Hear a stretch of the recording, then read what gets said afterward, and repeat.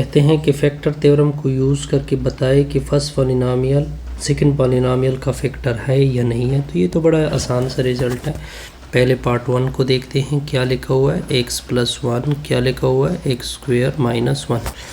इसका नाम रख देंगे f(x), वैल्यू क्या आएगी x² - 1। इसको लेंगे x + 1 = 0। इससे x की वैल्यू इधर शिफ्ट करोगे तो x की वैल्यू -1 होगी, इसमें पुट कर दोगे। तो f(-1) यानी -1 का स्क्वायर -1 का स्क्वायर क्या होता है, +1 होता है, -1 + 1 क्या हो गया, 0 हो गया। तो इसको रिमाइंडर बोलते हैं। जब रिमाइंडर 0 की इक्वल आता है तो हम क्या कहते हैं कि x + 1 is a factor of, किसका फैक्टर होगा, x² - 1 का, क्योंकि फैक्टर कम्प्लीटली डिवीज़न को बोलते हैं और ये कम्प्लीटली डिवाइड हो चुका है। अब आते हैं नेक्स्ट पार्ट की तरफ। क्या है, क्या लिखा हुआ है, x - 2 x² - 5 + 6। अब सोल्यूशन देके इसका नाम आपने f(x) रखना है, x² - 5x + 6। इसको 0 की इक्वल कर दोगे, इसको उधर शिफ्ट कर दोगे तो x की वैल्यू कितनी आ गई, 2। अब इसी 2 को आप ऊपर पुट कर दोगे तो x की जगह 2 का स्क्वायर होगा, -5 × 2 + 6 होगा। तो f(2) का स्क्वायर 4 होता है, -5 दूनी 10 होता है, +6 होता है।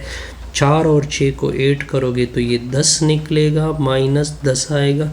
10 में से 10 को सब्ट्रैक्ट करोगे तो 0 आएगा। इसको रिमाइंडर बोलते हैं।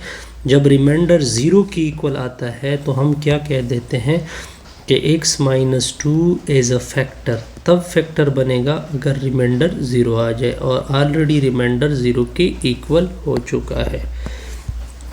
अब आते हैं थर्ड पार्ट की तरफ। क्या लिखा हुआ है, x + 1, क्या लिखा हुआ है, x³ + x² + x - 3। सोल्यूशन किस तरह करोगे, इस जुमले का नाम f(x) रख दोगे, x³ + x² + x - 3। ये जुमला 0 की इक्वल कर दोगे, इस उधर +1 शिफ्ट कर दोगे तो x की वैल्यू -1 होगी। -1 को आपने बस क्या करना है, पुट करना है। तो f × -1 होगा, -1 का क्यूब होगा, प्लस × -1 का स्क्वायर, प्लस × -1 - 3। तो ये f(-1) -1 का क्यूब -1 का स्क्वायर +1 प्लस ज़रबे माइनस -3, -1 + 1 कैंसल। f(-1) 1 में से 3 निकाल दो, -2। क्या रिमाइंडर 0 की इक्वल आ रहा है, नहीं, ये रिमाइंडर होता है और ये 0 की इक्वल नहीं होगा। तो हम कह सकते हैं कि ये x + 1 नॉट फैक्टर है, x + 1 is not a factor of, x + 1 factor नहीं हो सकता x³ + x² + x - 3 का, क्योंकि रिमाइंडर 0 नहीं आ रहा। अब आते हैं पार्ट नंबर 4 की तरफ। x - 2 लिखा हुआ है, x³ + x² - 7x + 2। सोल्यूशन देके इस जुमले को आपने f(x) नाम देना है। ये लिखा हुआ है x³ + x² - 7x + 2।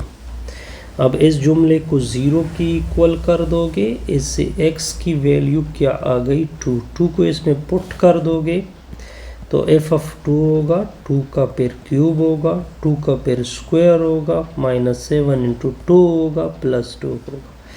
तो ये f(2) होगा। 2 का क्यूब 8 होता है, 2 का स्क्वायर 4 होता है, 7 दूनी 14 होता है, +2 होता है।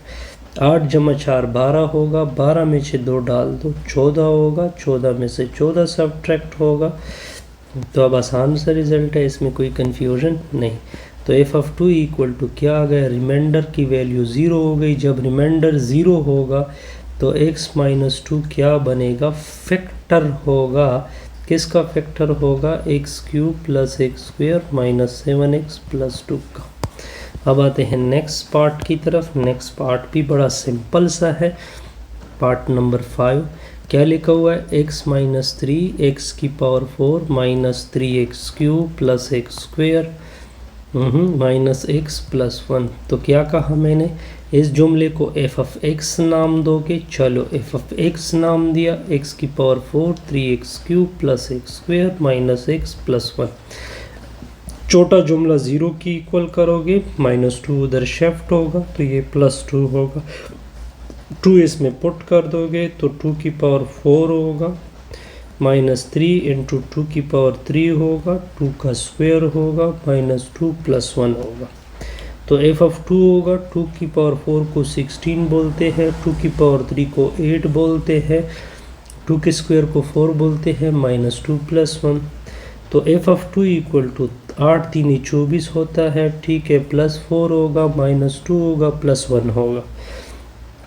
16 जमा 4 क्या होगा, 16 में से 4 होगा तो ये क्या होगा, 20 होगा, 20 होगा, -24 होगा, इससे -1 आएगा तो एफ ऑफ 2 ये 19 आएगा, 19 में से 24 होगा तो इससे आ जाएगा -5। क्या 0 आ रहा है, तो ये तो रिमाइंडर हो गया और ये रिमाइंडर 0 की इक्वल नहीं है, हैंस लिखोगे क्योंकि रिमाइंडर किसकी इक्वल नहीं है, 0 की इक्वल।